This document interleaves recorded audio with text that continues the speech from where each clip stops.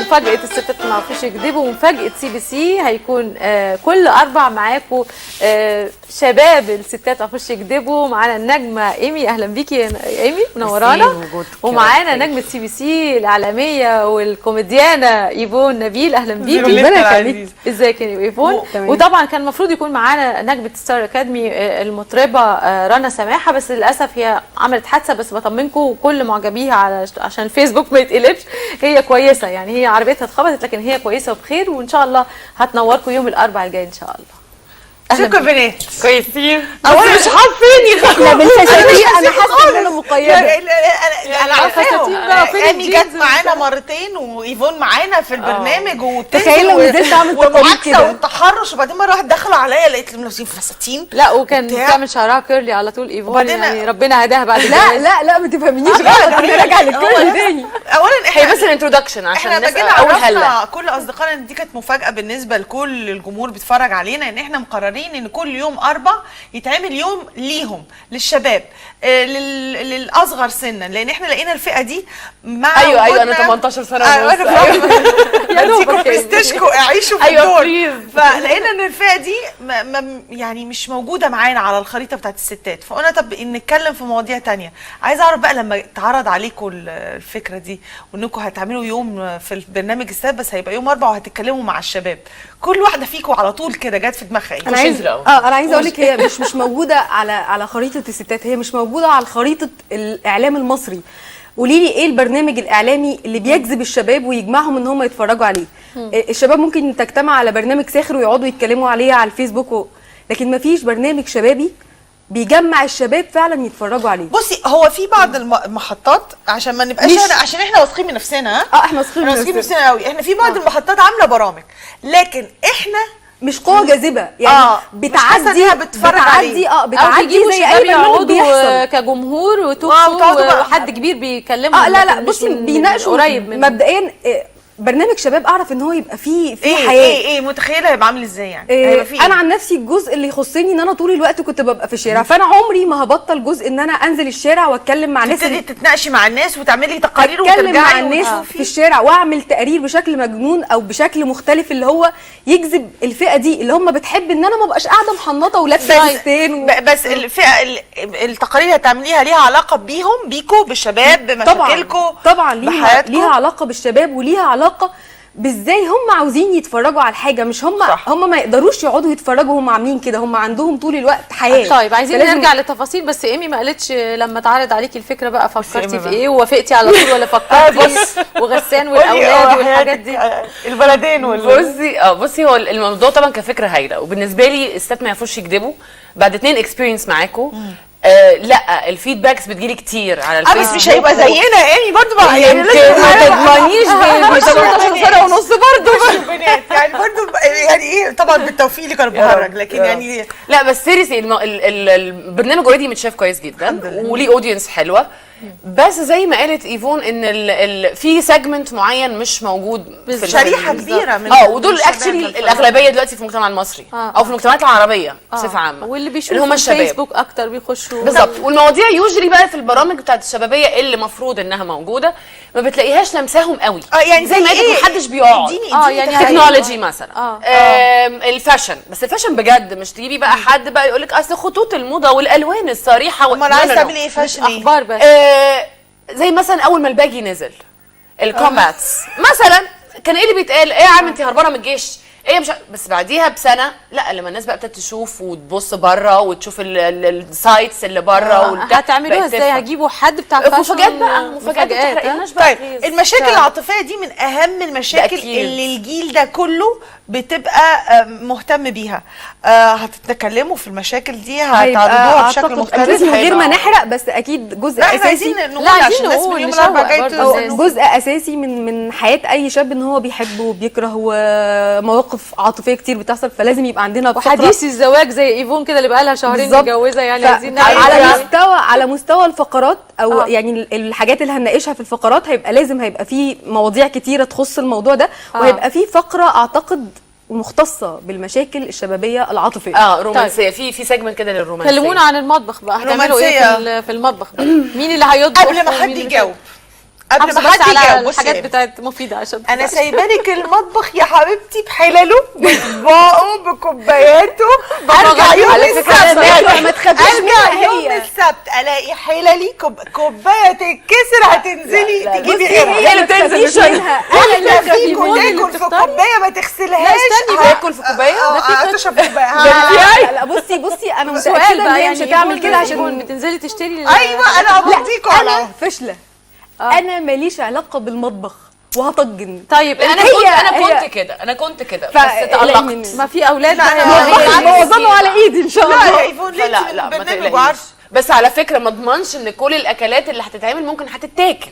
يعني هتبقى في حاجات شكلها انا جميل. هضمنها لكم انها تحفه وحلوه وهيلثي وكل الكلام ده. سامعه سيجمنت انتوا اللي برضه قبلنا. هيبقى معاكم الشيف محمود او شيف تاني ولا عندك شيف ايمي بيلي. يعني شيف ايمي. الشيف ايمي معايا. بس انتوا كده بس هخليهم يتألقوا. اكرر مره تانية همضي مطبخي حللي كوباياتي طباقي تتكسر الانتاج حاجه هيدفع كتير في الجزء ده. تتكسر حاجه تتظبط. وبعدين انا ليه عندي الثلاجه الجديده عجباني. انا عايزه اقول لكم حاجه، ان احنا في مره من المرات هنيجي نزوركم في الحلقه بتاعتكم يعني الستات بقى كبسه. هنعمل عليكم كبسات بقى. انا بقى عايزه اعرف بقى اللي بيحصل في المطبخ بقى، وعايزه ادوق وعايزه كده وبتاع. طيب صح كده يعني بصي انصحك يبقى معاكي حاجه اي حاجه عشان طب احساسكم ايه موجوده معاكم او ما رنا؟ تجيش في اليوم اللي انا بما ان بطبخ فيه. رنا كان نفسها تبقى كان موجوده نفسها معانا وهي عملت حادثه، بس ان شاء الله هي تبقى كويسه. احساسكم ايه ورنا ليها رنا العربيه بس الحمد لله كويسه عشان رنا سماحه اسم موجود طلع من ستار اكاديمي، ليها فانز كتيره.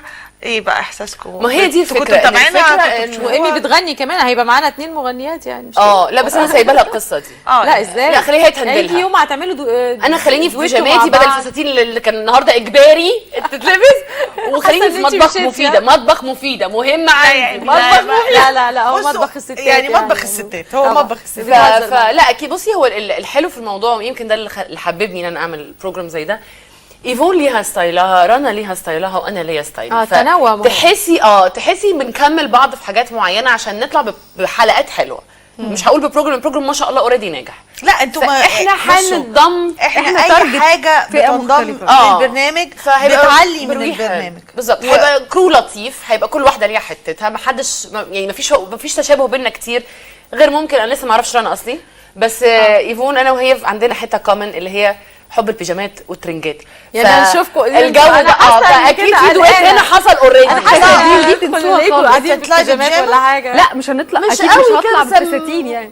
هنكرف. لا ما هو احنا عمرنا البس اللبس الطبيعي. انتوا عارفين يا بنات ان لبس الفستان ده بيليق على ناس معينين ومش ناس معينين. يعني انا قفشت مفيده مرتين مرة في في 3 حياتي. سنين لابسه فستان او سكيرت انا كانت في ماشيه عامله حياتي كده يعني في مره يعني المرتين اللي انا فاكراهم في حياتي لبست فستان واستخبت كان ورا فستان فرح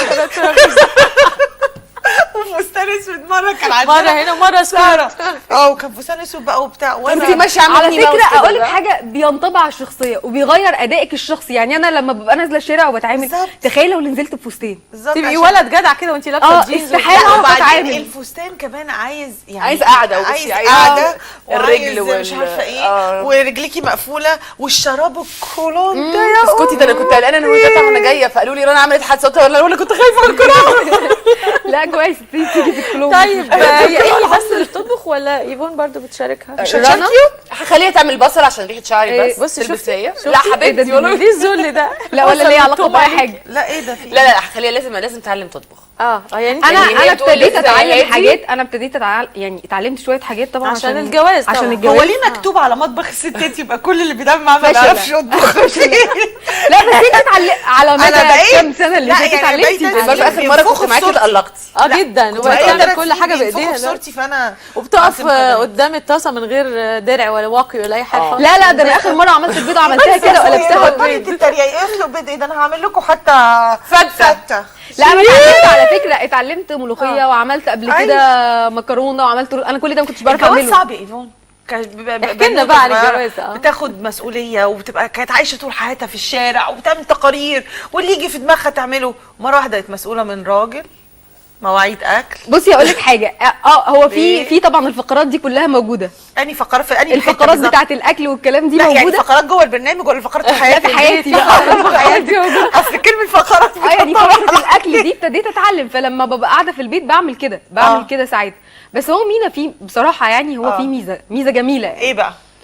هو مقدر، مستحمل. هو مستحمل وصابر وساكت وبجد. لا ومقدر. لا وانا مقدر. ايفون قابلتها من ما يومين. عندكوش تناقض. انا قلت لايفون من يومين بقول لها انت قللتي الشغل بعد الجواز؟ قالت لي بالعكس ده انا بشتغل اكتر من الاول. الشغل هو مستحمل. بس يعني انت لما دخلتي المطبخ كزوجه جديده، انت داخله عشان تتعلمي عشان خاطر مينا ولا علشان خاطر انت عايزه تتعلمي تطبخي؟ لا انا بكره المطبخ، انا ما بحبش اصلا يعني. انا من زمان ماما كرهتني الحمد لله، عملت فيا ليه كنت بعمل حاجات وحشه قوي، فهي قالت لي ما تدخليش المطبخ، ما تدخليش. ما بلاش. لا قعدت تتفرج الناس على العكس. الفشل اللي انا عاملاه، فانا اتعقدت مش عايزه ادخل، فانا ما بحبش المطبخ. انا كنت ادخل اعمل حاجه فاشله جدا، ماما تقول برافو عليكي حلو. لا لا لا ده انا بيشجع. الكلام ده ده بيشجع. بس انا بجد انا بحب يعني انا بحب لما اخش اعمل حاجه لمينا ببقى فرحانه ان انا بعمل حاجه هو مبسوط بيها.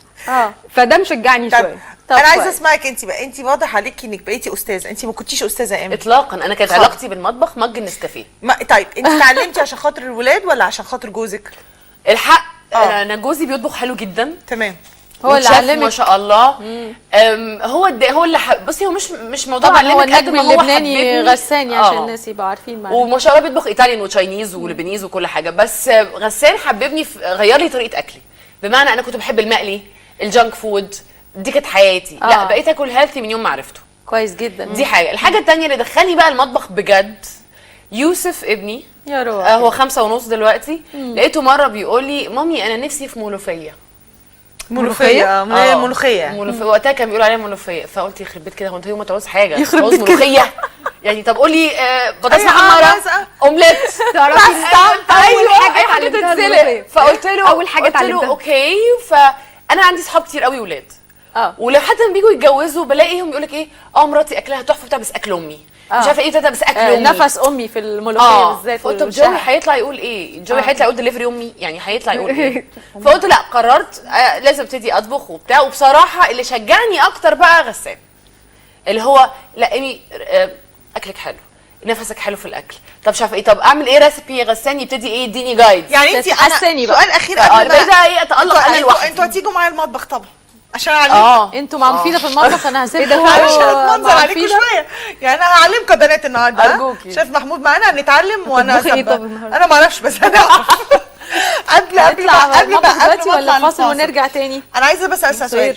انت في البرنامج كل يوم 4 هتعملي لنا هيلثي فود؟ بصي هعمل هيلثي فود وسريع فود واكله تنفع لعيله، اللي هو 15 دقائق وتخلص، وصحيه جدا وتيستي قوي. يعني انتوا لسه كنتوا في اول حلقه بتقولوا الطعم ولا التغذيه. لا ده انا بفرد عضلاتي، لان انا خدت شهاده من ناس يعني التيست عندهم مهم. اوكي. غسان راضي عنك خلاص. يبقى كده بس كده انتوا زي ما احنا قلنا تستنوا هؤلاء السيدات الجميلات كل يوم. ايوه المدمزلات.